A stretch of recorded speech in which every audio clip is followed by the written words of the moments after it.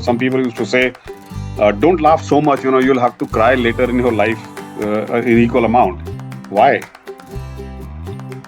It's a moment to laugh. It's a moment to enjoy. Do it. There is nothing like, if one has to cry at some point of time, we'll manage that. We'll cross the bridge when we reach there. Family, spend time with friends, and which is real, not a task. Don't spend it like a task. But that you're on a journey. You're not on a 100-meter sprint. You're on a journey.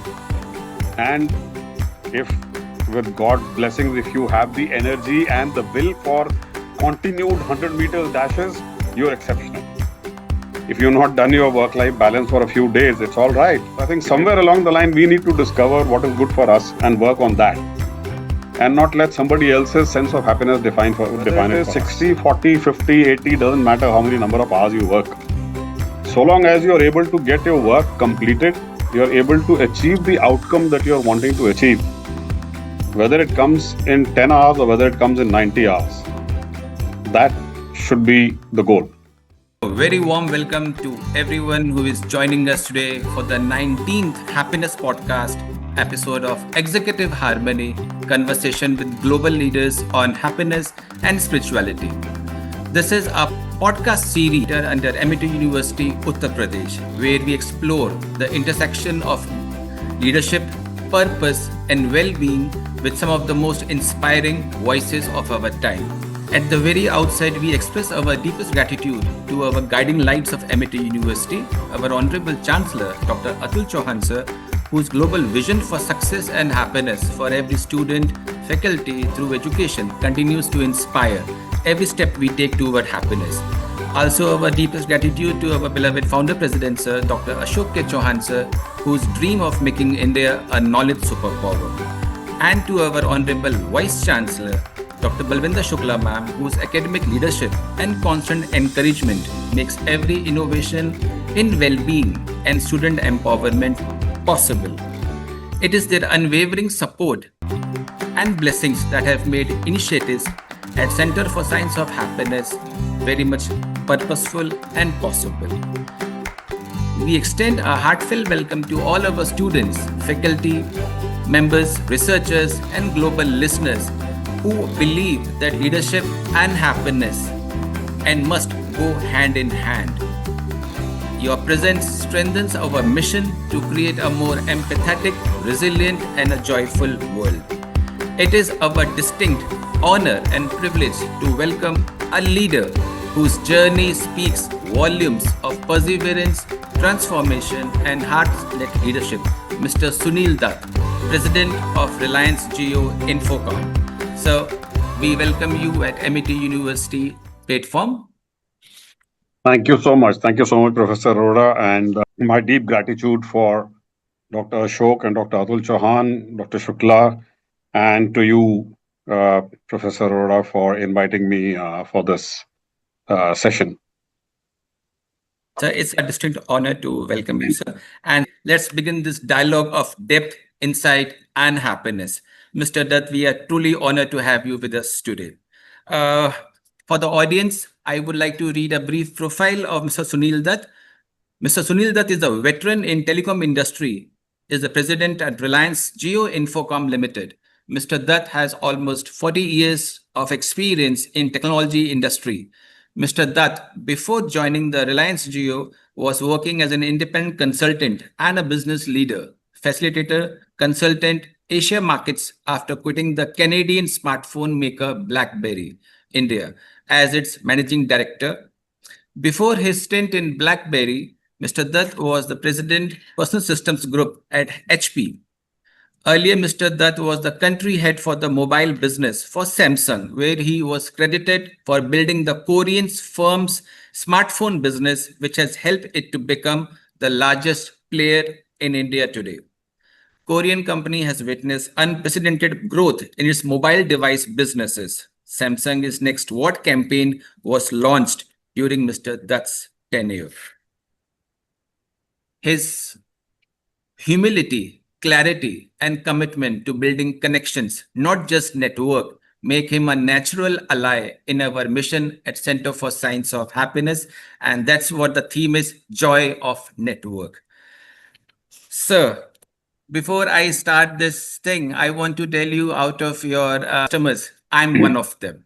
I also have a Geo Connect. Thank you so much, Professor Arora. Out of 500 million. Out of 500 million, I'm one of them, sir. And I'm sure Thank among the you. audience, those who are here must be many of them a great follower and a lover of Geo products and Geo services. Thank you. Thank you so much.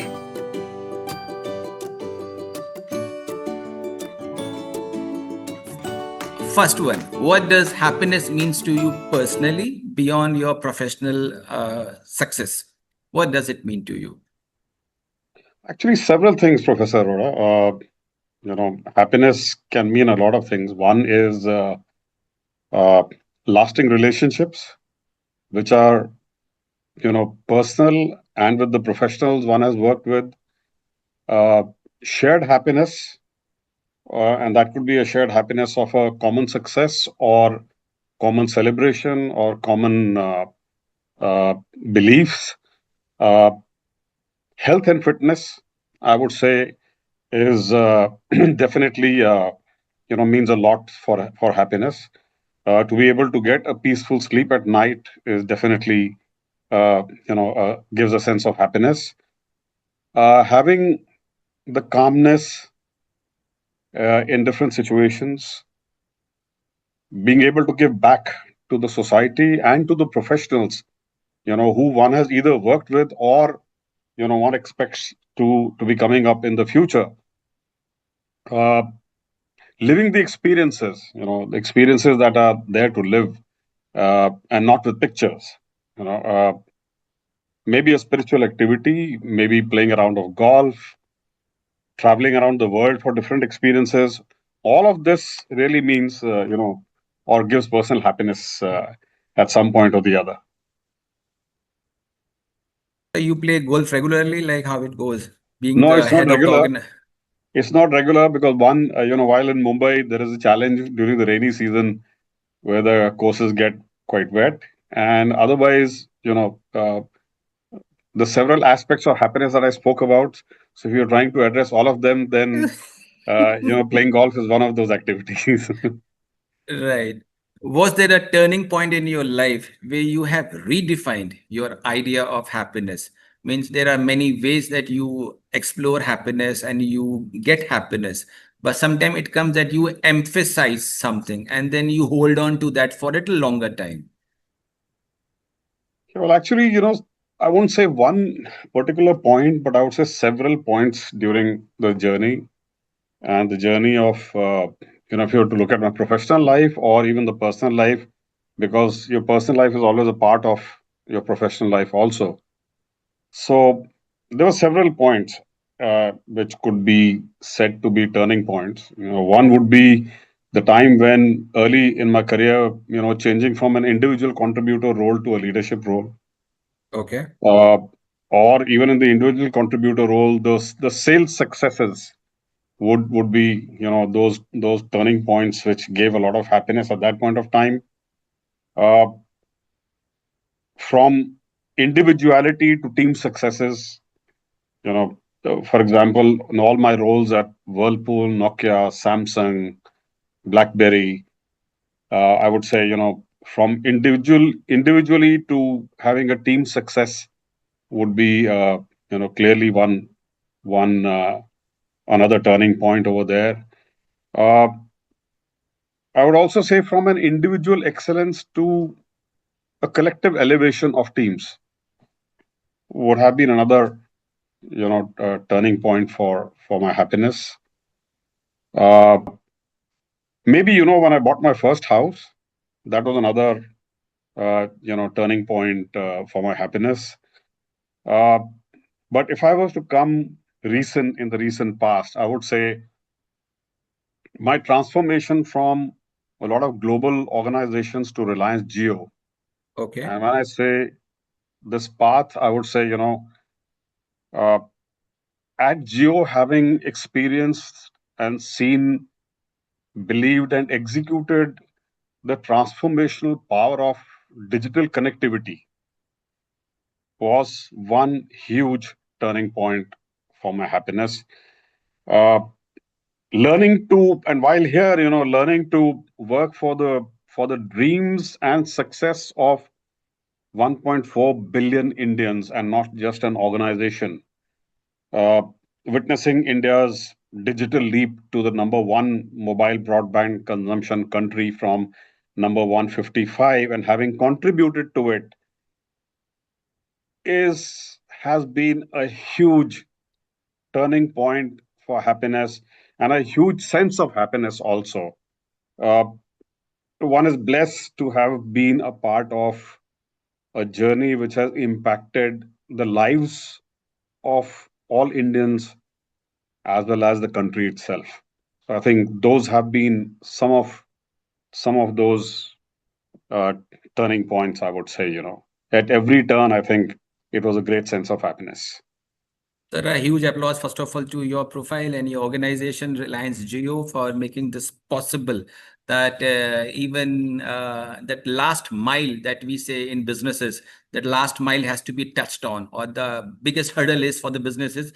So that has Yes, been crossed. So even when I saw your videos on at IMC, when you were promoting your products, and you were saying, okay, like these products were able to uplift those customers or those segments, I think 200 million, something like that, you said it. Okay, yes, those who have never got digital exposure or a broadband exposure, they will get that by these gadgets. So yes, yes, the thing that you just said it, okay, the impact with the connectivity that you made possible with Reliance Jio, it was tremendous, sir. yeah. Now, once a little quick question, like since we as an outsider, we keep hearing various theories. How come this Geo got this word Geo? ये logo आया कैसे? और ये how come this tagline or this Geo word came? Any as a normal person that we keep hearing was that it is a mirror image of the word oil. As a normal person, we hear. What is the Right. real thing? I think that's a coincidence. The real the real purpose behind it was that, uh, geo means to live, To live, yes. and geo in our own Indian context also is a blessing. Okay. And when you bless somebody to live, it is about growth, growth of life, growth of everything, knowledge, Okay. wealth, health, everything. So Okay.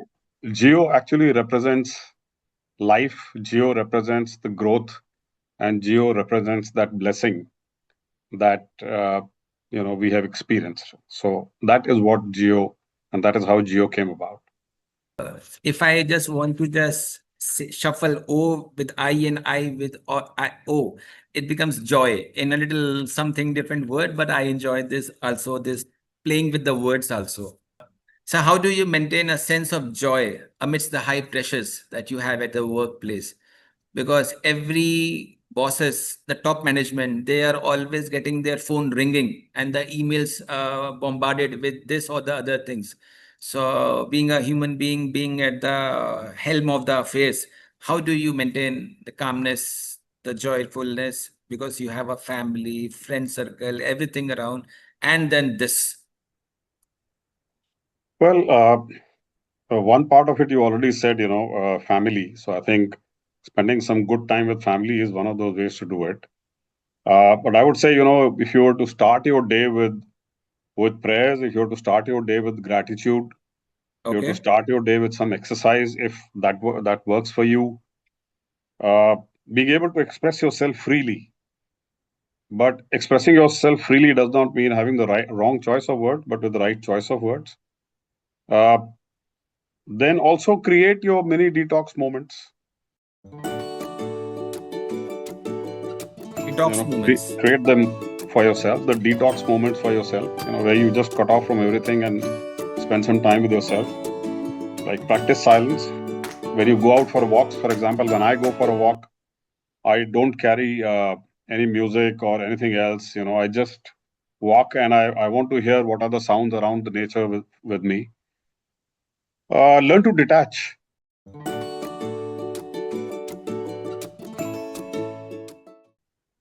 That's an important one. You need to be able to detach yourself from several things, whether it is, you know, uh, too much of happiness or too much of sadness or too much of pressures. But I would say in the daily lives, learn to detach from too much of pressures. Uh, it's something which comes with practice. Some people might be born with it. I think to me, it has come with practice.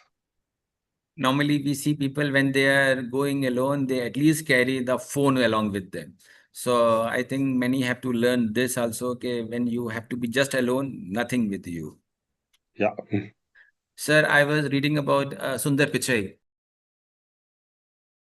So he spoke that he has one ritual in the morning, how he detaches or how he start the day. He said, "Ke, I just give a call to three numbers in my contact list in my mobile every day. And I just say thank you for being my friend or thank you for being in my network or being my client or being my shareholder, whatever." So he just gives a three call every day once you wake up and he's in senses. That, Sir, many people in the young generation, the first thing that they do is they pick up the phone and they call somebody. If they're a young generation, they call their wife, husband, friends, or somebody, and they forget their parents who are next door. They pick up the phone. They pick up the phone. So that is one attachment that they have to learn to let go, so that in the morning, the first thing is whatever is nearby. So, okay. Uh, Sir, I'll just interrupt you for a minute over here. please, please, Professor sir. Arora, what you said is something exceedingly important. Uh, I have one of my daughters who's outside of this country, and she lives abroad, and we connect every day over WhatsApp messages, and whatever she is doing she shares, whatever we are doing we share. There's a good morning, there's a good evening, what are Right, you doing, how are you all, etc., etc.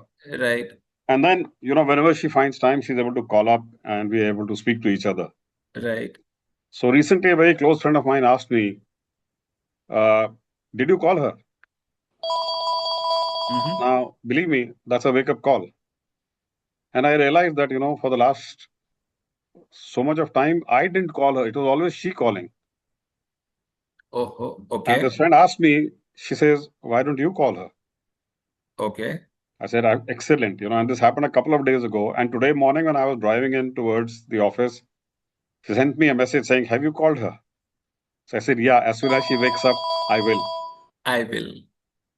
So I think that's important, staying Right. in touch with your family, not just by messages, but by calling, hear their voice.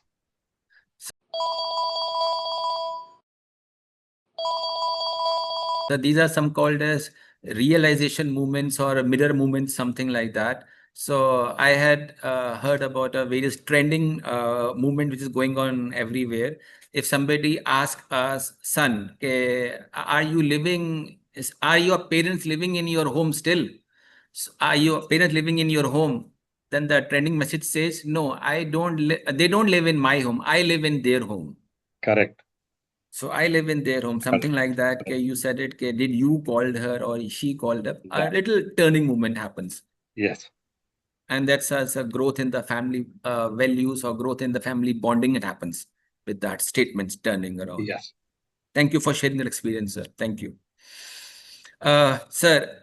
Since you already have said about the rich daily habits that you are moving on, so is there any specific moment in your life, personal or professional, that has made you feel deeply fulfilled? Oh, So yes. Oh, before yes. I, Several. so if I say a little thing, when I say the word happiness, it is what makes you happy. And when I say fulfillment, it is why that makes you happy. That is fulfillment. Yeah. So I think, I would say start with saying that, in several years ago, uh, at two different dates, the birth of my daughters.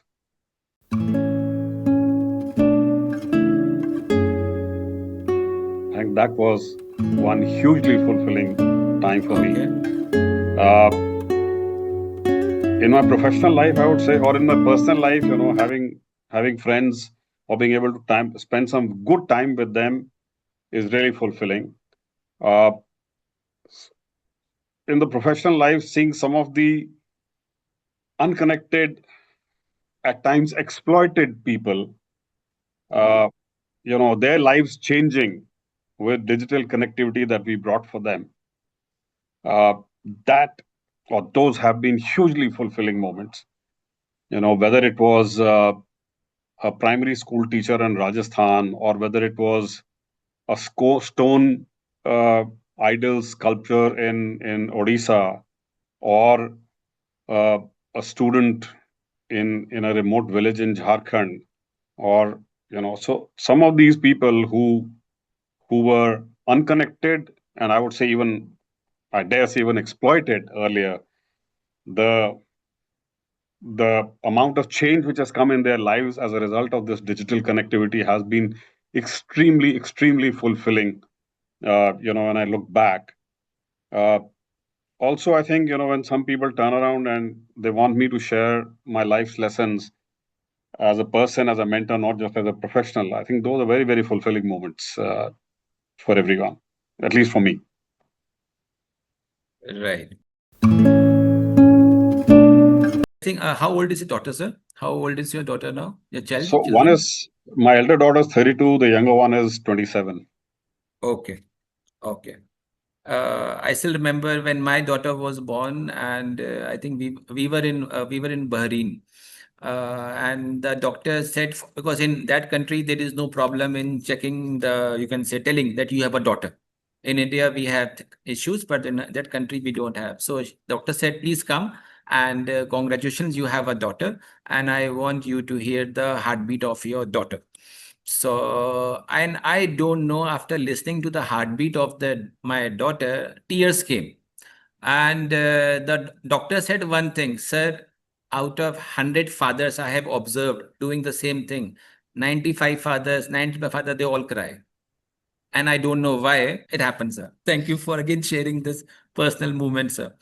I remember we had a one podcast with one of the SpaceX executive, Mr. Andy Sadhwani. He is the one who is involved with Elon Musk and into engines making, and the only Indian, I think so, he is there. So he said, he showed me his luxury cars, he showed me his luxury bikes, and I said, Andy, why you are showing me your luxury cars and bikes? He said, Nitin, when I joined SpaceX, I had this desire, okay, if I buy the luxury cars and the bikes, I will be fulfilled. But then why I'm showing you is because I have sold them out. I said, why did you sold them out? He said, now I have sold them out because, okay, whatever the money came, I gave it to an NGO for girls' education. That fulfills me more now as compared to my past when I bought those cars and bikes. So, yes, everybody, yes, thank you. We move on with the one more last one, sir. Do you ever have an advice what you like to give to a young professional seeking both growth and peace? Because this generation is going berserk, and many people are going out of sync with the reality, and a lot of work for the psychiatrists, lot of work for the police, lot of work for the family members to handle this young generation. And those who are in the system of university, they have their own share of imbalances. Advice or message would be, learn, keep learning. And frankly, I do not believe something can be unlearned, but keep learning and keep adding to what your learning has been. Be actually hungry for it. You know, while while you are practicing or going after intensity, but I would say prioritize consistency in your work, consistency even in your learning. The other is, do not ever overcommit. If you really want to, if you want growth and peace together, don't overcommit. Yeah, go for stretches. Go for something which like we do in Geo. We always aim for the sky. We keep hitting mountain tops. We never aim for the mountain top. So keep doing that. Build relationships at work, in personal life. Uh, as I said earlier, learn to detach from yourself from failures, detach yourself from setbacks. They're all temporary. They're all temporary. Just learn from that, reflect upon it, learn to respond and not react. Hold yourself back for a couple of moments before you respond. The other thing which I have learned always in my life, I've learned it as lessons, I've learned it as messages, is chasing excellence, and everything follows. You remember, you just need to remember that you're on a journey. You're not on a 100 meters sprint. You're on a journey. And if, with God's blessings, if you have the energy and the will for continued 100 meters dashes, you're exceptional. But in trying to do that, don't punish yourself. Okay. Don't And punish yourself. uh, while you're choosing all of this, spend time with family, spend time with friends, and which is real, not a task. Don't spend it like a task. Spend that real time with them. And that you can do if you are able to detach yourself from technology once in a while, or use technology to be able to connect. So I think that those would be some of my advice, or lessons for young people who are seeking both growth as well as peace together. I'm sure the young generation, since this podcast will be available after recording is done, and those who are able to join, they must be hearing loud and clear what Mr. Dutt is saying.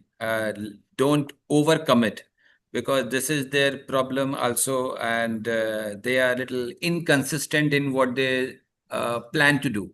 They start and stop, start and stop, start and stop, something like that they are doing. They switch very fast. So that breaks them emotionally. I remember, sir, when one of my when I was in other university, some other system. So that system, in American system, whenever I come back to India in a summer break, and when I go back to that university, professor used to say, "Hey Nitin, I got a new husband. Hey Nitin, I got a new wife." Every other year, and I used to wonder what's going on. I am just going for a summer break in my house for home India for 2 months, 3 months, and when I come back, they switch their family members. So, and then I wonder, okay, how the family, the children, they handle this situation, and they're cool with that also. So I think this is very difficult for Indian children to handle, because they are still learning to handle the breakups in their own generation. So how they will handle the higher level of things, they have yet to stabilize that many things which happens in life. So with this, we come to the close of the first section of personal happiness, and thank you so much. Good afternoon, Professor Piyush. Yeah, good afternoon, Dr. Nitin Arora ji. Thank you for joining, sir. Thank you for joining. Recently, I wanted to ask a question, if I may. Sir, please. Yeah. Mr. Dutt, So, Mr. Piyush Pandey is the Vice Chancellor of Amity University, Yes, Chhattisgarh. yes, Yes. yeah. yeah. So, in fact, it was very nice listening to you, sir. And in fact, I'd like to pose a small question also. Recently, I was visited by one of my acquaintances from America. He is doing wonderful job over there. He is doing very successful, saving crores of rupees in a year. Everything is there. But suddenly he started to, this time he came and he was saying, I'm very unhappy with my life. I don't understand what is the meaning of life. What should I be living for? And that kind of thing he was asking. So in fact, I tried to convince him to some extent, but I'll be happy to hear from you that what should have been the correct answer to him.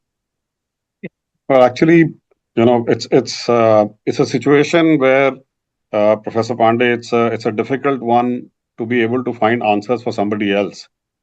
True. Everyone needs to find answers from within, because whatever Hmm. comes from outside normally Hmm. is just taken at the face value and sometimes not followed.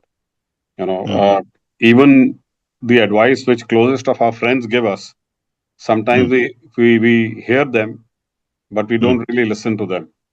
And Hmm. uh, I think this friend of yours, really needs to figure out what are those, and list it down on a piece of paper. Just pick up a pen and piece of paper and write down what is it that is troubling him. What Hmm. is it that's troubling? Why? What are those 5 reasons why, he thinks that Hmm. life is not worth it, or life is, not Hmm. going in the right direction? Hmm. Hmm. And believe me, once you are able to write it down, you'd be able to Hmm. get a lot more clarity. Because first of all, if you have to write down 5 or 10 points, you will figure out that, 60-70% of those points are just worthless. I mean, they're not even worth spending time on. And Correct. one should Correct. just move ahead from that. And those two or three Hmm. or 20-30% of them which actually are impacting, Hmm. are they really so serious as to make you feel that this one life which you have for a few Hmm. years out of the millennia which this earth has Hmm. gone through, is it Hmm. really worth wasting that time in trying to figure out it's not worth it, or actually trying to do Hmm. something about it? So Hmm. if they write down those 5-10 points, they'll also be able to write down 5-10 points that they should be able to do to actually get Hmm. out of Hmm. it, for those feelings. Yeah, very correct. Very correct. Very correct and very apt advice. But still, it made me think that what really, in spite of all affluence and every luxury of life which we can think of, he is having. So, what makes people, become, this kind of bit or despondent? So what I hear is, he's got all the happinesses and everything in life, but all of that to me is sounding like whatever is external to him. Exactly. What Hmm. is important Hmm. is what is there inside here. You know, uh, that is the critical part of it. So if inside here is a sense of peace, a sense of calmness, a sense of happiness, Okay. everything else doesn't matter.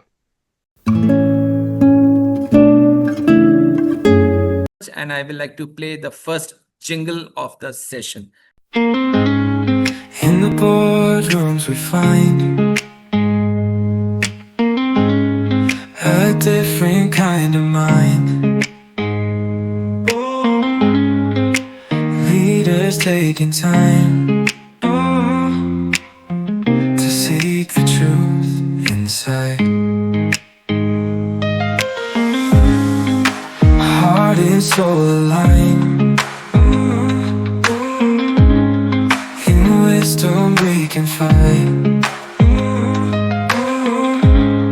Let's spark a change in kind. The journey starts inside. Executive harmony. Together we'll explore happiness and spirit. Within us and spirituality, we're searching for much more. At the Center for Science of Happiness, where peace and joy reside. CEOs and guides, their stories far and wide. From boardrooms to the tide, in the peace they'll find. Executive harmony. Together we'll explore happiness and spirit. Within us and spirituality, we're searching for much more. At the Center for Science of Happiness, where peace and joy reside.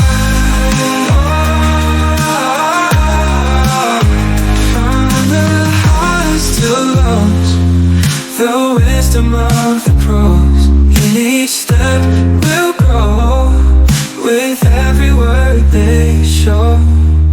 Executive harmony.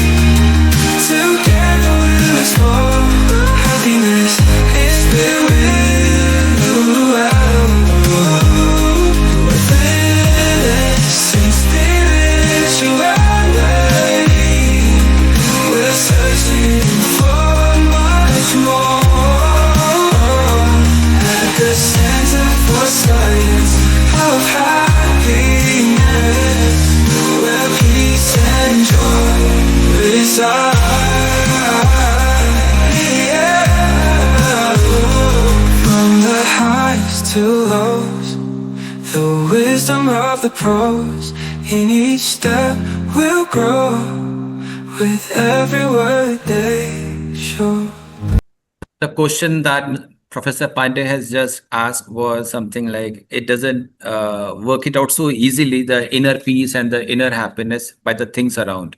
So when I was hearing your answers on personal happiness, on whatever questions I was asking, somehow I was getting again a feel that there has to be a element, inner balance, or you can say inner insights, which are more important to align, like an algorithm of an AI. If the algorithm is not working, it will not give a good output, something like that. So we move into the next section, which is an organizational well-being.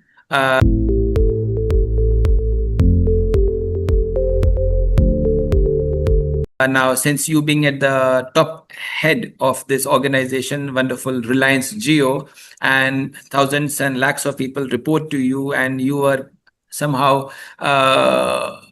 deputed to manage their well-being. And thousands of families of those workers are also indirectly attached with your decisions, with your way of looking at the work. So, how does Reliance Jio consciously build a culture of well-being among its employees?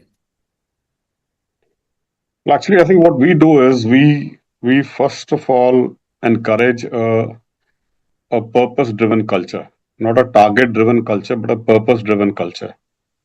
Uh, that is first. We do a lot of health and wellness initiatives Okay. in the organization, including mental health.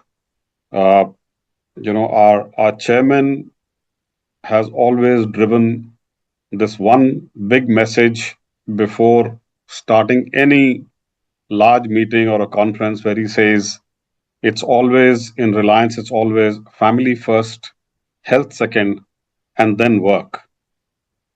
And Okay. then when we work this kind of a culture, I think it becomes, very easy to be able to handle the well-being of people. Uh, Learning and growth as well-being are the other methodologies that we drive. Recognitions, mentoring, and finding the right work for right people, and the right work-life balance also. You know, enabling people to find their right work-life balance. Everybody has a different yardstick for it. So enabling people to be able to find that is something which we try and do, because we are a high growth organization. So yes, it's important to be able to handle this aspect for people. So, what kind of specific policy you would like to highlight? Everyone has a different yardstick of a Right. work-life balance. Right. You need to be able to discover it for yourself. Some people find that if they are spending a lot of time at work, they're carrying their work back home, it gives them a sense of fulfillment, it does all of that. Maybe for them that's the work-life balance. For somebody who says that after the age of 40 or 35, I'm going to go roam around the world, I'm just going to experience the world, etc. For this person, that's their work-life balance. For somebody, after a full days of work, listening to music could be a work-life balance. For somebody, it could be spending time with family, which could be a work-life balance. For somebody, it could be playing with a pet, that could provide a different kind of a balance. So I think what I have said, this is internal to a person and not external. So for us also, what we need to do is to always, facilitate the thought process amongst people as to what do they think is their work-life balance, and work towards that. Sometimes you may not be able to hit it. That's okay. And it's okay. There's nothing to feel panicked about. If you've not done your work-life balance for a few days, it's all right. I mean, It's all right. there is nothing falling. The world is not falling apart. Work towards it. Just get back to it. Just before you, we had another guest from Norway. He was the chief sleep officer.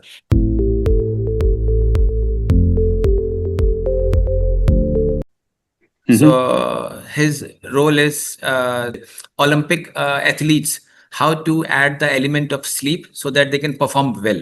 He said, "Ke, like in Norway, in this part of the world, a lot of tension, which is in the Asian side, is absent.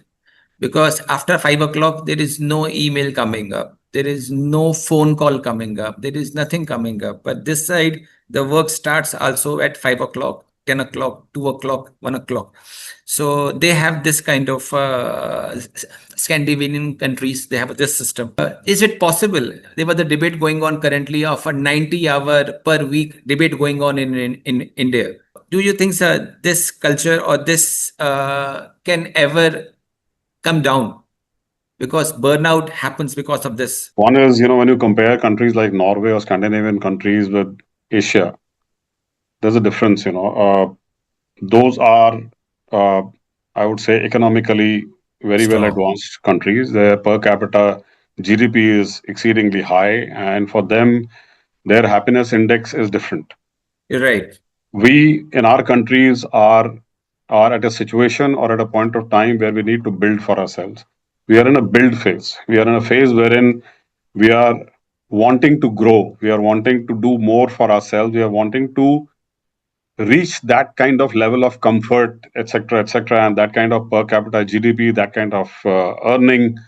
So I think somewhere along the line, our work is different as compared with people who are already there. You know, a very simplistic example would be that uh, somebody like Kapil Dev reached a world record in terms of number of wickets taken, and prior to that, there was Sir Richard Hadley who had done it. Now, Sir Richard Hadley had different wickets to play on, and Kapil Dev had a different wicket to play on.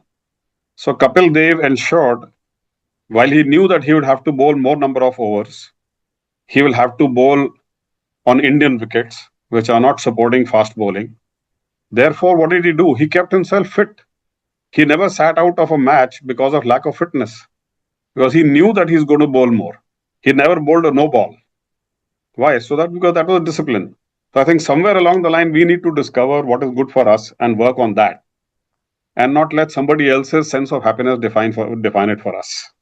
Right, right. So it means we need to keep on adding more of hours. So to catch up with that number. So any For that suggestion? matter, I would say whether it is 60, 40, 50, 80, doesn't matter how many number of hours you work. So long as you are able to get your work completed, you are able to achieve the outcome that you are wanting to achieve.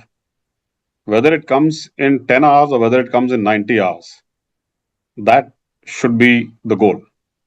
How do you motivate your team members during periods of intense stress and some deadlocks, or you can say some kind of outcome not able to be achieved? So how do you motivate them to get them move on?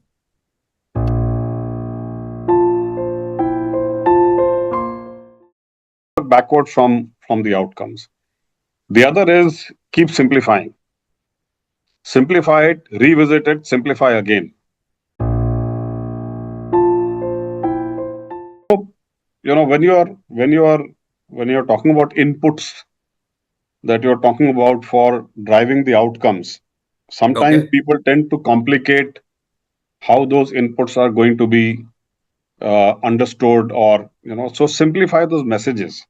Make sure that the last person standing is able to understand, and if not, hear it back from the person as to what is their understanding, and then revisit it. Simplify your words again, simplify the tasks, break down into smaller tasks while giving them the big picture, and make sure that you are able to give them the confidence of staying with those tasks, so that they don't, in chasing the big picture, they don't give up on all of that. So, manage with the purpose and not the task. Manage the purpose, not the targets. Manage the inputs. I think would be some of those ways by which you constantly keep people going for a longer runway rather than only some short-term successes.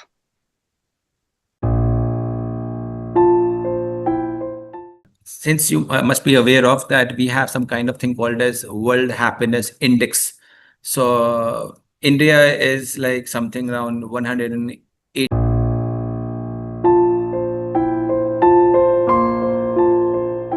18 now out of 147 countries.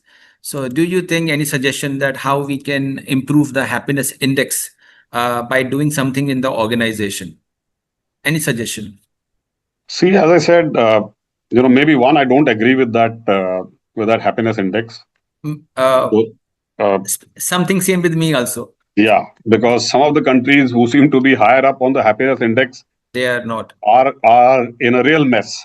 in a But real mess. yeah, but and you talk to people around, it's not that our country is breaking down in terms of happiness. I think we are a set of happy people. Uh, but I would say, within the organizations, one is communication. Having clear and real and honest communication with people, being honest with them, I think something which everybody needs to do.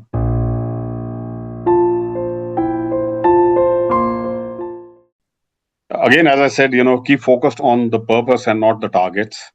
The purpose of the organization, the purpose of why we are into it.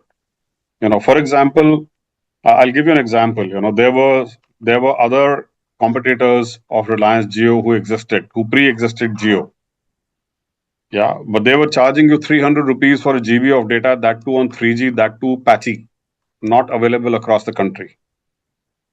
And we came in and we redefined everything. The reason was that we did not go with the objective of what is the amount of profit that I'm going to squeeze out of a customer. We went with the purpose of wanting to connect 1.4 billion Indians to the rest of the world and enabling them to change their lives. So our objective was very clear. Our purpose was nothing beyond what the purpose was for those organizations when they started, but they lost the sense of that purpose. We revisited it, we brought it back, and we identified what was that latent need and how could it be satisfied. The latent need was for people in this country to connect to the world, to change their lives. And one of the easiest ways to do that was to provide them with that mobile broadband connectivity, which would help them to connect to the world. So, stay focused on the purpose. Uh, Listening is a big one, especially for leaders in the organizations, and speaking only after listening. And again, it's not about hearing, it's about listening. Clarity and driving that sharpness is exceedingly important while you're talking to people. Celebrating wins with your team is another one, because that really builds the team spirit. It enables people to feel empowered. It you let people make mistakes. Let them make mistakes. Let them learn. Support them in those critical times. Nothing falls. Something fails, revisit it, and make sure that you are able to then celebrate on that. So I think if we are able to do it in every organization, we are building a very good, happy culture for people. So you reminded me about this failure about one organization in India. Short story, I'll just tell you, and then the employee did something blunder, and the company has to lose some crores of rupees because of that one blunder. So that man said, okay, sir, I have made a blunder. I had made a loss for the company. I will resign. So the boss said, the head said, okay, no, I will not let you go. You will stay here and I will owe all the financial problem. No problem. I will handle, but you will not go. So he said, but sir, I made a mess for your organization. I had made a financial loss for you. He said, okay, if I let you go, you will go to some other organization and then you know this error and now let them suffer that error and let them suffer. Is this a right mindset of holding somebody with this mindset, or is it a business sense? It's not about business. I think it's about people. People, right? Holding the It's not people about, and owning the failures. yes, that is what leadership should be about. So this is what you were saying, okay, when you say purpose, this is it exemplified in this example. Okay, they Yes, own the mistake. yeah. But also, when I say purpose, it is about the mission. What is the purpose of the organization? What is the purpose of your business? What is the purpose of your existence of your business? I think one should Okay. never lose the sight of that. Okay. So, sir, with this, we come to the end of second section, which is of organizational well-being, and where you explain some ideas how you handle the things at organization level. Now, sir, this podcast is about two things: happiness and spirituality. So, the third section that we are entering into is spirituality. So, this will explore the inner compass, or you can say the you were saying the purpose, the meaning, and the higher values. So, we will elaborate more on this now. So, sir, has spirituality played a role in shaping your leadership or decision making? Something like you have to make a decision and then you get back to your moral compass and you come back to this and you make a decision. And you say, my gut feeling says this. No, I will go with my bench compass only, always. I think I would say spirituality has always helped me, and it gives me an anchor, possibly to share all my troubles, my issues, my problems. So I think that is one thing where spirituality comes into play, and it helps me. It helps me in my mental state. Uh, and I would say happiness is definitely an internal state. It's an internal state. However, for some inexplicable reason, we keep seeking external endorsement for our happiness. A lot of people do it. Maybe I've also done it in my life, but I think we just keep doing that. So I do not know why we do that, but I think somewhere along the line we need to realize that our happiness or my happiness is my internal state. It's not something which I need an external endorsement about.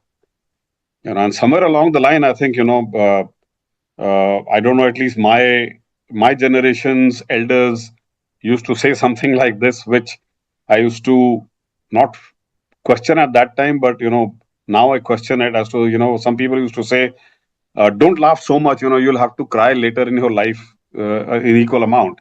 Why? It's a moment to laugh. It's a moment to enjoy. Do it. There is nothing Do like, it. if one has to cry at some point of time, we'll manage that. We'll cross the bridge when we reach there. But right now, if you have a state of happiness, you're wanting to laugh, be happy, do it. Don't wait for it. There was a question being asked to one of the spiritual leader. He was asked like how to make this world happier, how to make this world spiritual, something like not in this perspective of a religion, but a happy perspective. He said, just give me the top heads of the country for 7 days or even 5 days. If they can change their perspective in 5 days, then they can manage the whole country in that way.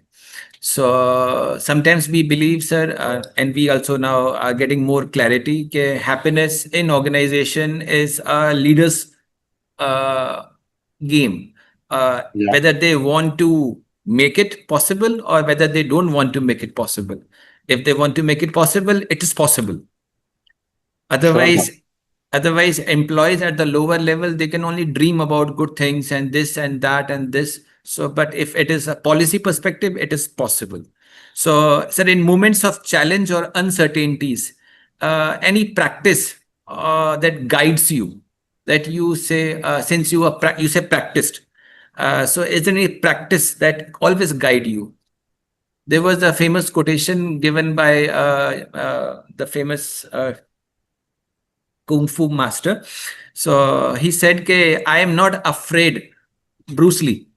He said, I am not afraid of somebody who has practiced 10,000 moves, but I am afraid of somebody who has practiced one move 10,000 times.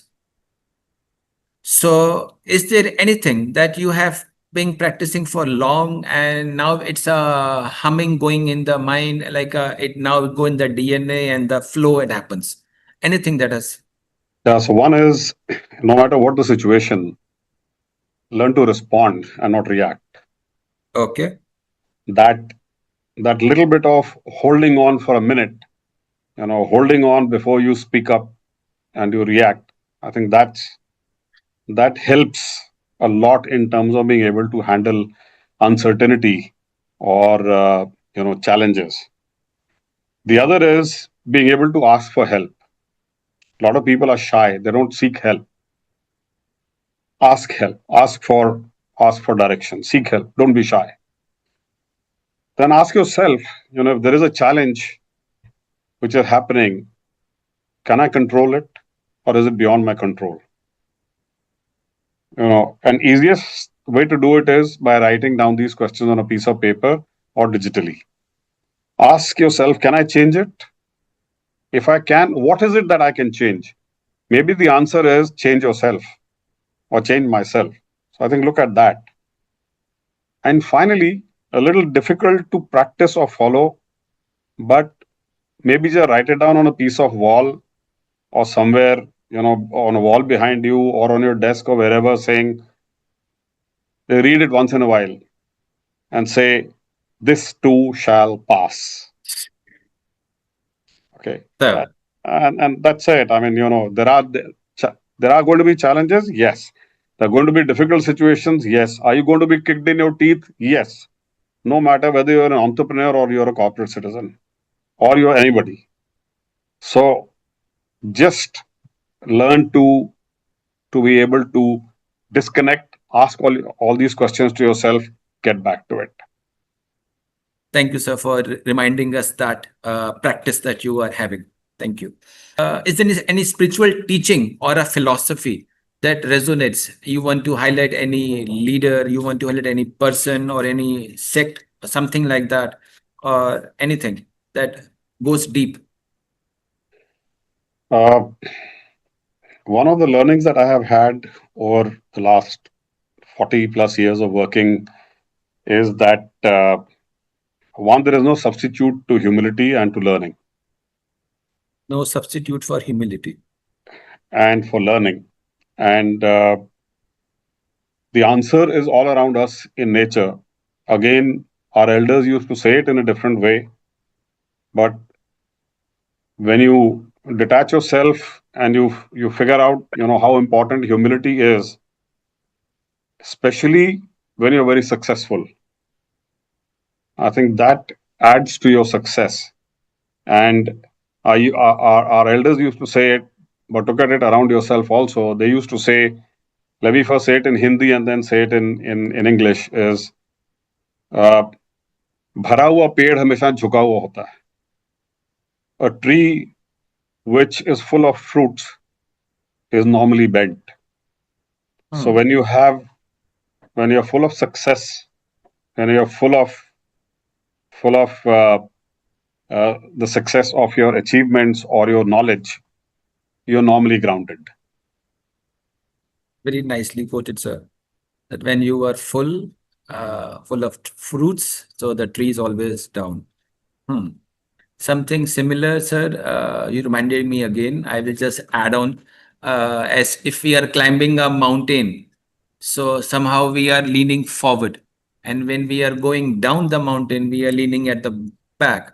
I'm just witnessing this. People are spending a lot of things to learn everything, but accept this, and still they are not having this sense of humility and this sense of response. They are reacting. Their knowledge is just making them reactionary. They are not able to respond, and there very few people are this in this state of humility. They think spirituality is not of the our times. It's not required. So how do you address to them? How do you address to them? Okay, like who are always obsessed with technology and everything. They think smartphone is the only smart thing they have, and the rest is not required. I think one is, as I said, always keep reminding people about the purpose of their existence for the business as well as for themselves. And people need to be able to revisit that as to what is the purpose of my work's existence and my own existence. And then give people some time to be able to create those silent times for themselves. And humility, if it doesn't come naturally, I think people can have the ability to learn it also. You can learn it to practice it till the time you're able to internalize it. And if you do not know it, ask people, ask from anybody. That person could be your senior, it could be your peer, you could be your junior, could be your kid, could be anyone. You can learn from anyone and everyone.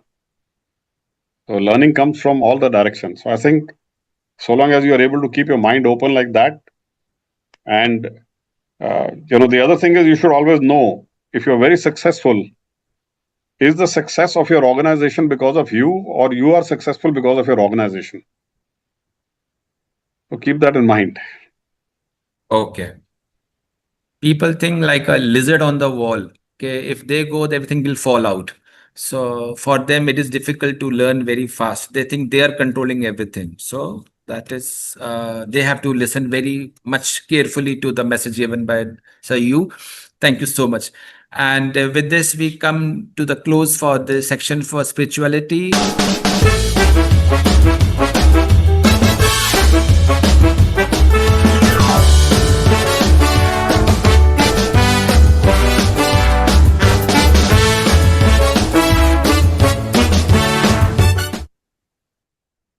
So this is rapid fire round. We say cool fire round, and you can fire back as much as you want, sir. So are you ready for the cool fire round, sir? Let's go ahead. Okay. So what's your secret superpower that even your top bosses doesn't know? My sense of intuition. I'm a very intuitive person by nature. I get a lot of sense while speaking with people, or what's happening or what's not happening. I understand the silent or the words which are not spoken. So on a selfish note, I take this as a compliment that you said yes for the podcast, sir. Thank you. Thank you. Second, one thing that can cheer you up faster than a Jio 5G download. Haha. When I would say when a customer is happy, and when a customer expresses his or her thank you, even if it is silently done, even if the person is silently happy, I would say that can cheer me up faster than any download speed. Okay, Because I feel that joy doesn't come from speed. Joy comes from the silent impact that you make in the lives of people. Okay. What's your go-to excuse when you were late for a Zoom call? Inexcusable. Inexcusable. Unless it's an exigency or a personal or a professional exigency, it's inexcusable. The weirdest advice you have ever received on being happy? Go have a drink. Okay. Which spiritual guru would you call if your Wi-Fi goes down? None. Just enjoy the detox. Enjoy. If happiness were a dish, what would be your recipe? Aha. Maybe add a cup of purposefulness, add a few spoons of gratitude, Okay. add a plateful of guidance, add a bag full of laughter, add the oils of relationships, add the dough of the team spirit. Yeah, maybe And the dish name is that's special. Whatever you want to name it. Oh.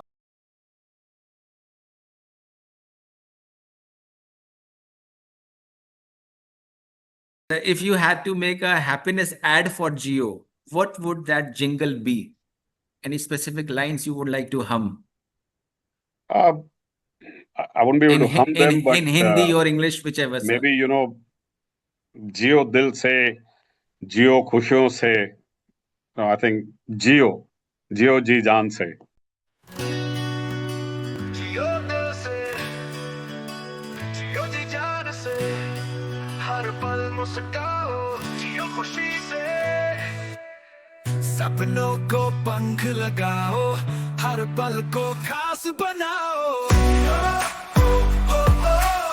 जियो खुशी से हंसो दिल से जी लो जी जान से हर दिन हो त्योहार सा हर दिल में प्यार सा खुल के जियो खुल के हंसो हर मोड़ पे उम्मीद बुनो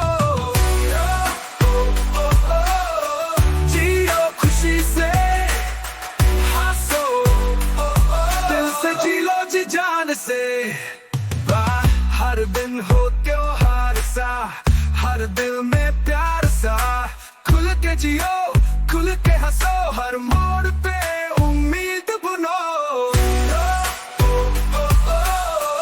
जियो खुशी से हंसो दिल से जी लो जी जान से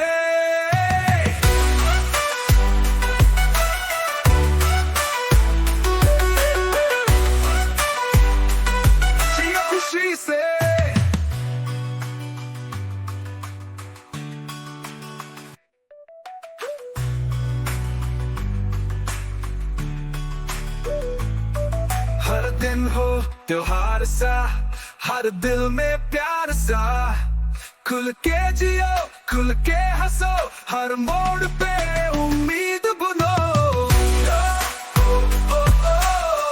जियो खुशी से, हंसो, दिल से जी लो जी जान से, जियो खुशी से।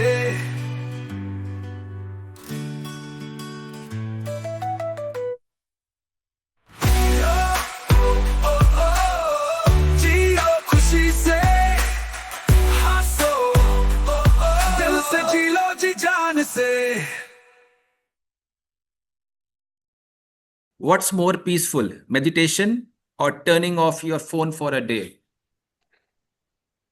Well, I don't meditate, so maybe it's the next choice. Meditation is just one way of getting a peace. There are millions of ways. Yeah, Some people love this, some people love other things. Some people have a concept of somebody to pray for, somebody has a family. I loved one concept. We don't put the photographs of kings and queens in our offices, and we prefer to put the photograph of a family member, our wife, our children, our mother, father. We prefer that. That gives us more sense of alignment of purpose and all. Then no attachment with the other people in the same office where we sit for long. I see that. Golf. I see that same thing happening with our chairman. He's got the pictures of our founder chairman in his offices, in his house, everywhere. Right.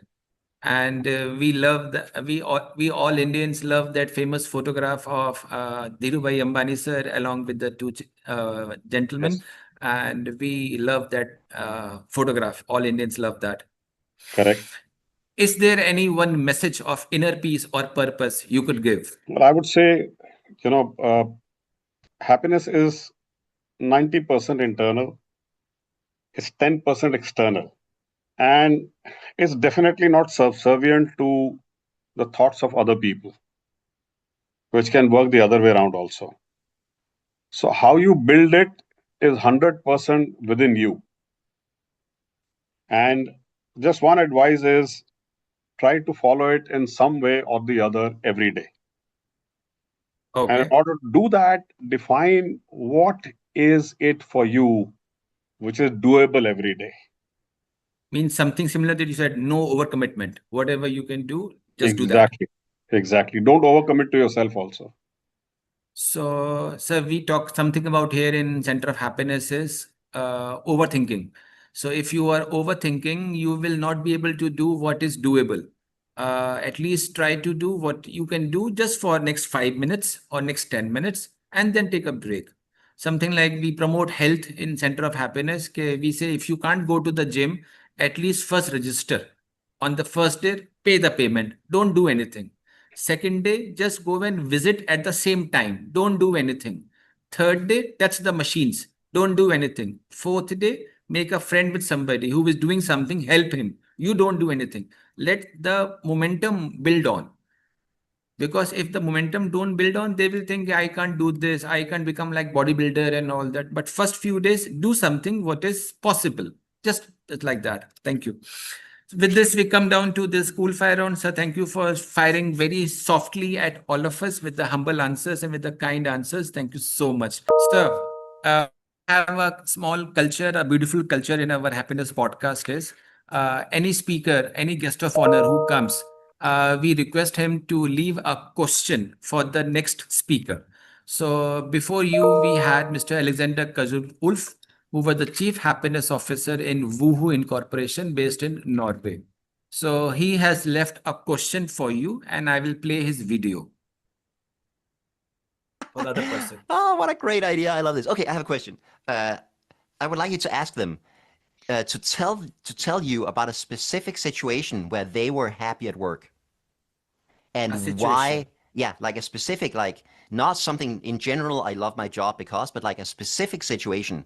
Like I was in this meeting, or I was working on this project or whatever. So talk about a specific situation where they were happy at work and then why that made them happy.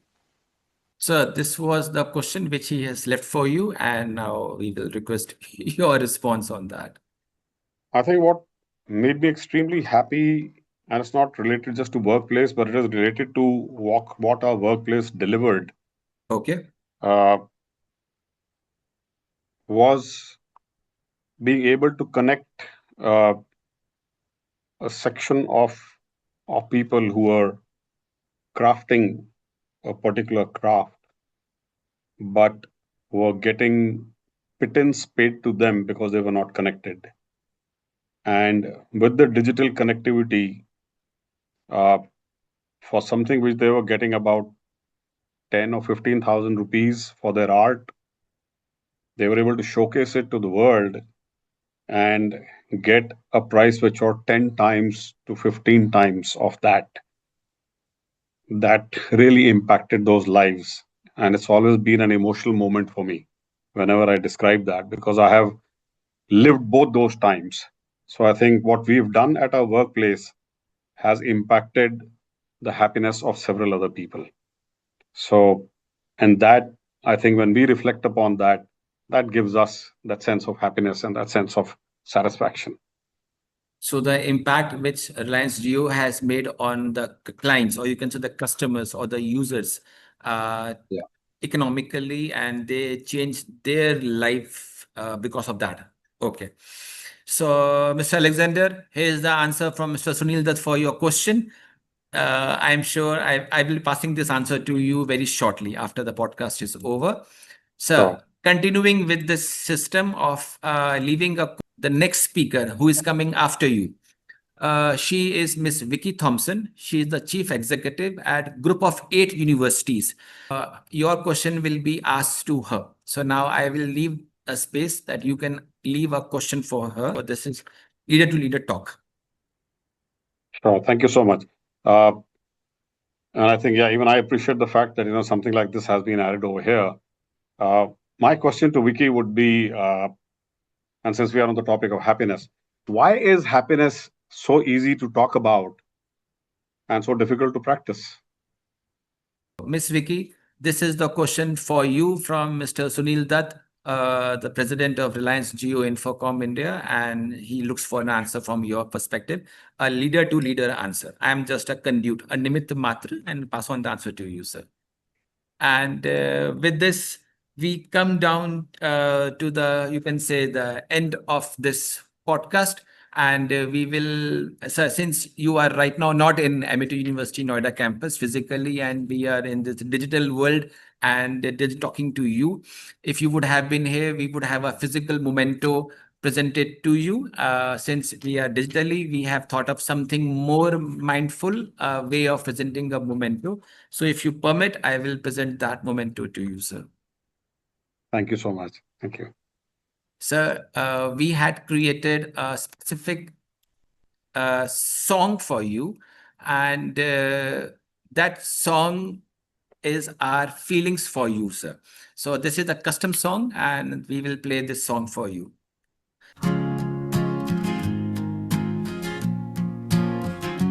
Where he walks, the light follows near. A smile so calm, a voice so clear. He began at Nokia with dreams in his eyes, chasing purpose, reaching skies. Mr. Sunil Dutt, a name, a spark. From vision to value, he's made his mark. At Amity University, his words inspire, with humble grace and a quiet fire. He connects not just with tech and wires, but hearts and hopes and silent desires. The journey to Geo wasn't just a road, it was building bridges soul to soul. He connects not just with tech and wires, but hearts and hopes and silent desires. The journey to Geo wasn't just a road, it was building bridges soul to soul.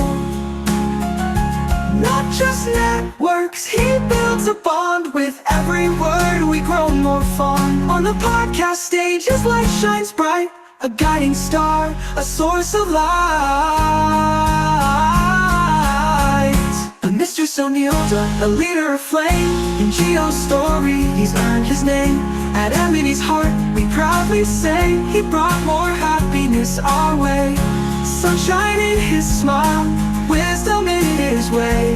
Mr. Dutt lit up all day.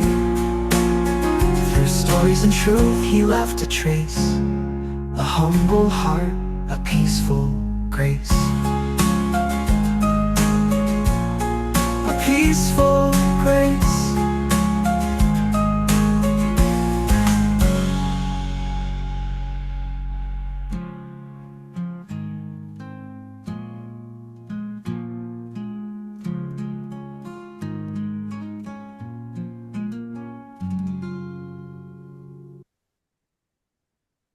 So that was a heartful memento from all of us from Amity University to you, sir.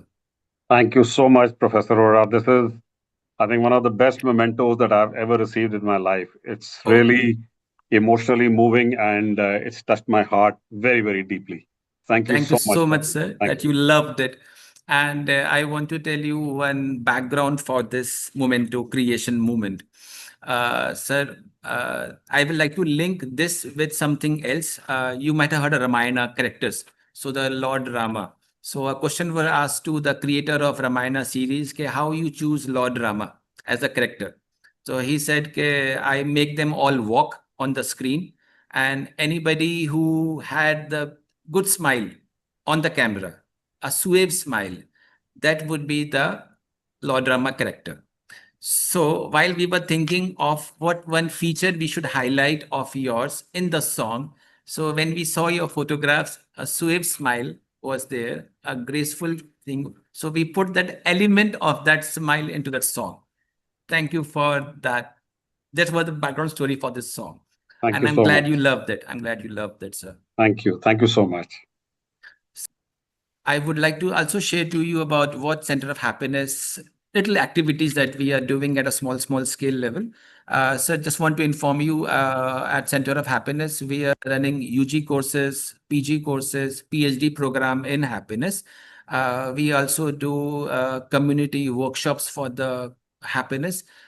We have been traveling internationally also. We have gone to UK, Singapore, Dubai, for doing happiness workshop for the various universities and companies. Sometimes we do it online, sometimes we do it also offline. So, and my last student who was a PhD scholar was a GM ONGC. So he was my student who has done a PhD in team belongingness.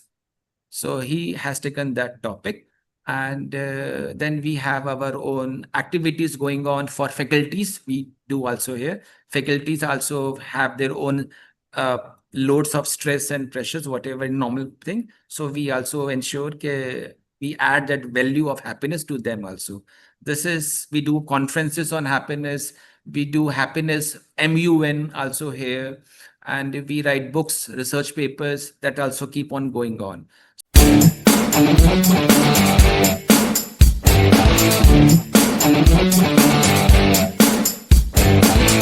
Hey hey चलो ना ढूंढे शहर एक नया, जहाँ मुस्कुराहटे हैं बिखरी, जहाँ से गम का मौसम गया, जहाँ मीठी बातें हर एक अजनबी से हों, भूले हम भी जो सारी फिक्रें, लम्हा लम्हा खुशियाँ। आजकल सारे उदास रह रहे हैं, लेकिन आपकी जिंदगी में कुछ खुशी का जरिया होगा, तो आपको क्या खुश करता है? What makes you happy? पैसा और वर्किंग आउट। पैसा और working out. Friends, best friend. Okay. तो इसके अलावा और कुछ?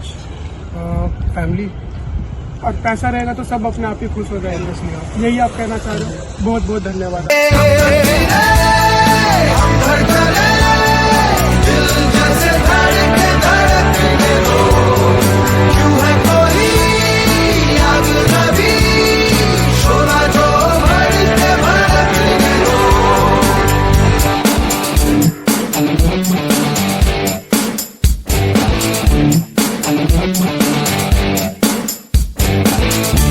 चलो ना गाए नए नए गीत खेल ऐसा क्यों ना कोई खेल जिसमें सब ही की हो जीत इन दिनों भूलो तारे कोई भी देखता नहीं देखे उनको दीवाने हो के कोई कितना भी हमको टोके खुली हवा हो खुला समा जागे हुए हो सब अरमा बेबे बेबे बेबे हम धड़कने दिल जैसे धड़कने धड़कने दो क्यों है कोई आग नभी शोला जो भड़कने भड़कने दो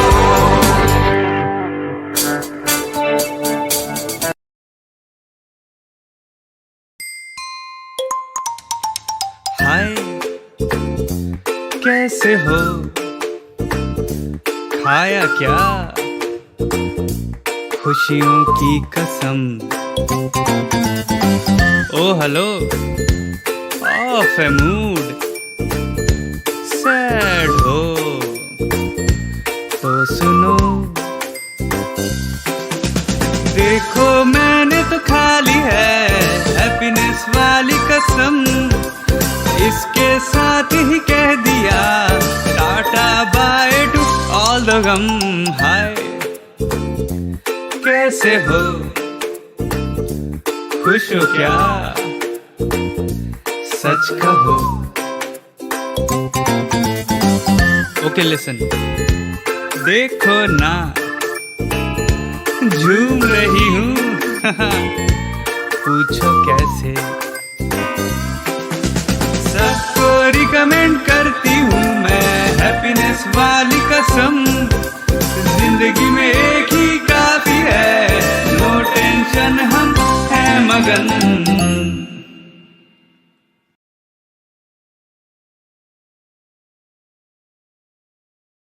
And it was an honor and great learning with sitting in front of you, sir.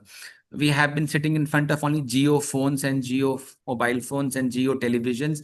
Sitting first time in front of the president of Jio, an honor and an eye opener and a humble feeling to sit in front of you. And I'm sure the people who are listening to you after this podcast right now also and after this podcast, they will have the similar feelings. If I can take one or two questions from the chat box, if anybody has. Hi, Professor Nitin. Thank you so much. Hi, Mr. Dutt. How are you? Sir, Good, I good. had a question. Firstly, thank you so much for this podcast on happiness. I think I've heard plenty, but never have I ever heard a podcast on happiness per se, to be very frank. I had a brief question. You know, I read a couple of books on psychology and human behavior. If you might have any suggestion on a book on happiness, maybe, and the question is both to Mr. Dutt and Professor Nitin. So, really like to know maybe that one book which you think one should read from coming from Generation Z, people who need instant gratification, like that one book which you think could be life transforming when it comes to happiness.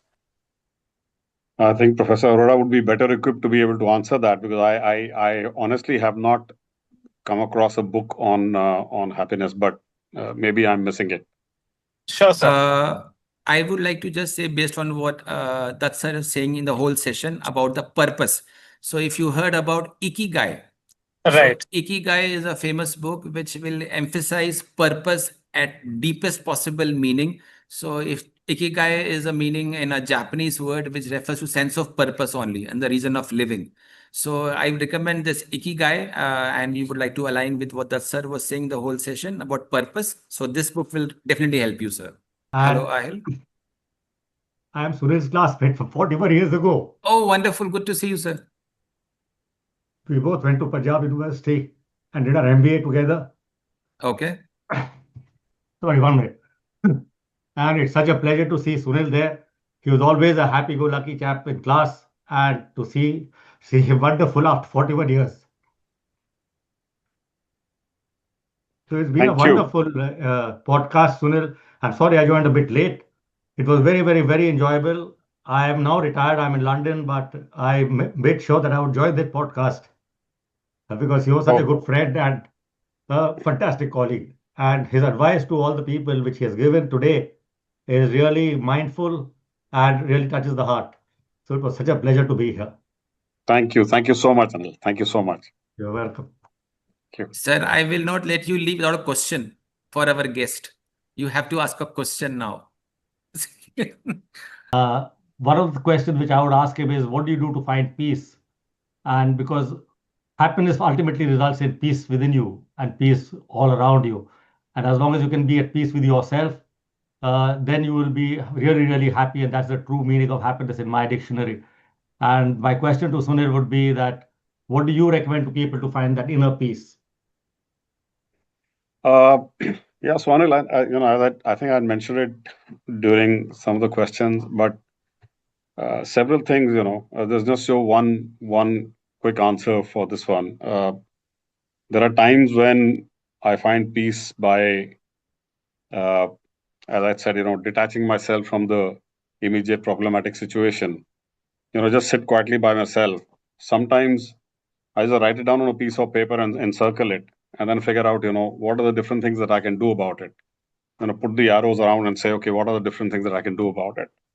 The third is, if there's a persistent kind of a situation, go home. When you go home, and there's a lesson which I learned or I read about, that, or maybe it's on a WhatsApp message that, when you're going home, on a tree or a plant outside, just hang that point and go inside. And once you're inside, you're spending time with your family, with your pet, and the moment I enter home, my pet receives me as if I'm the world. So, that's that again is a very relaxing kind of a moment. But yes, I think what is important is to be able to find out what are those moments which are going to be able to relax my mind. Because the moment I'm able to relax my mind, I'm able to find solutions for what is really troubling me, if at all something is. It could also be that, on a weekend, just go play a round of golf, be there 4 hours, in a green, nice environment, and figure out what's happening in life. So yeah, several, or sometimes a long drive, sometimes just pick up the phone, talk to a friend and say, okay, can we go have lunch or dinner, or can we just go do some shopping? Do something, enjoy that also, enjoy that experience. So actually, several of these kind of activities have really helped me in the past. Sometimes it's also about just sitting and listening to some good music, maybe watching a nice serial. So I just kind of try to look around myself and figure out something to I would not say distract myself, but to be able to break a particular thought process and say, okay, let me come back to it. So several things. Thank you, Anil sir, for your question. And I'm sure your best friend has given you the best answer, as always. And I'm sure you must be having a good time with Mr. President and Mr. Dutt so much. Thank you. Thank you for your time. Always a pleasure to speak with him. And sir, with this, we request you to have a closing message. Yeah. I think I'll, in terms of my last message, again, I'll say, happiness is internal. Happiness is something which do not depend upon the others. It's something which is very close to you, is very internal to you, is very special for you. Define it for yourself. Find it for yourself every day. Find those little things that you can do which can make you happy. I mentioned a few just now to my friend Anil, my old colleague. We had the pleasure to see him after so many decades. I think my message would be happiness is all around you. It's inside you. Do not let somebody else endorse it for you. You find it for yourself. Unless that person is a close family member for you or extremely close friend for you who you trust 100%. So find it for yourself. Be humble. There are going to be difficult situations, as I said. There are going to be situations where you get kicked in your teeth. Keep finding happiness. Keep learning from it. Keep finding happiness.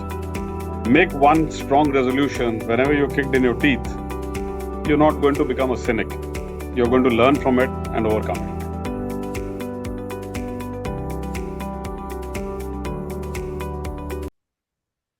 So wonderfully thought of and put in the words. Whenever you put on a punch on the teeth, don't be cynical. Thank you so much. Thank you, sir. And Thank it you. was an honor to have you on the Happiness podcast, sir.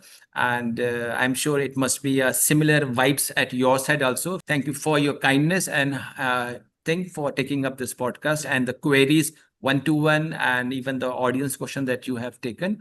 So as we wrap up this truly enriching episode, once again, we extend our heartfelt gratitude to Mr. Sunil Dutt, President of Reliance Jio Infocom, for joining us today. His words were more than insights. They were invitations to reflect, lead with compassion, purpose, and find meaning even in the smallest of the actions. From the world of telecom to the realm of happiness, Mr. Dutt has shown that the real leadership begins with deep listening and humble service. To our dear listeners, students, faculty, staff, and global well-being enthusiasts, thank you for being part of this happiness journey, which Amity University is continuing for a long time. Coming up next would be our next episode with Miss Rekhi Thompson, who is the Chief Executive of Group of 8 Universities, Australia. And we will continue exploring the beautiful intersection of inner clarity and outer impact on executive harmony, conversation with global leaders on happiness and spirituality. This is your host, Happy Professor Nitin Arora, and signing off with gratitude and good energy. Until next time, see you. Thank you so much, sir, once again. Thank you very much. For being It was a pleasure being here. Thank you very much. Thank you so much, sir. And thank you all the wonderful audience. Thank you so much.